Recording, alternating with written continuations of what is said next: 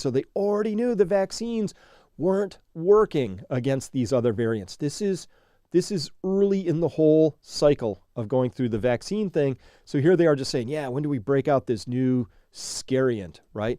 Well, this is really bad because as the newspaper over there is reporting it right now, they're showing his tweet there of when do we deploy the new variant against. This was the programming coming out of the nudge units. That's what another episode in this series is going to be about, exactly how they ran these PSYOP campaigns. I mean, look at this. You've got your caution tape here, which says stay home, protect the NHS, save lives, look them in the eyes and tell them the risk isn't real. And of course, the eyes of people who look like they're dying with their oxygen masks on there.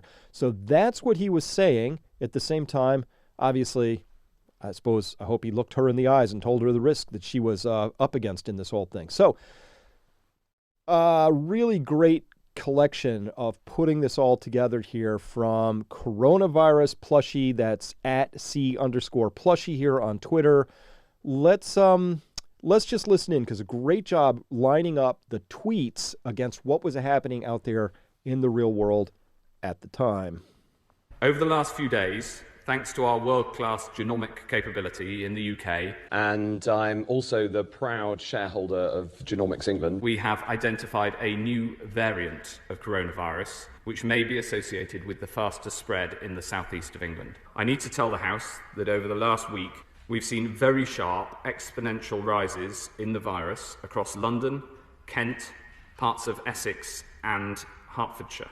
The Health Secretary has told MPs that London and parts of Essex and Hertfordshire will move into England's highest tier of COVID restrictions on Wednesday. We have to take swift and decisive action, which unfortunately is absolutely essential to control this deadly disease while the vaccine is rolled out. We must do what it takes to protect our loved ones and our NHS now. I know these steps are hard, but we must not waver as we enter the final stretch, so that when we look back on this time of crisis, we can all say that we played our part. This news about the new variant has been an incredibly difficult end to, frankly, an awful year. What I'd say to every single person is that if you act like you have the virus, then that will stop the virus from spreading to others. When we put in place restrictions like this, we know the huge impact that has on people's lives. And you know, I had to call my mum last night and say, I'm really sorry, but we're not going to see you at Christmas. Obviously, the good, hopeful news is that the vaccine is on its way, but we've got to stick together now, and we've got to all play our part in getting this back under control. The plea that I have is that people will play their part, because it's only by acting, all of us, that we can keep this and get this under control. It's been such a tough year for so many people, and there's William Shakespeare putting it so simply for everybody that, we can get on with our lives. I've still got this worry that we can't blow it now, Piers. We've still got to get the vaccine to millions of people, and so we've got to keep sticking by the rules. But it's just, there's so much work gone into this, and I'm really, it makes you proud to be British. Wow. That is really a great job by Coronavirus Plushie, putting together a really awful sequence. I mean, this is full stop.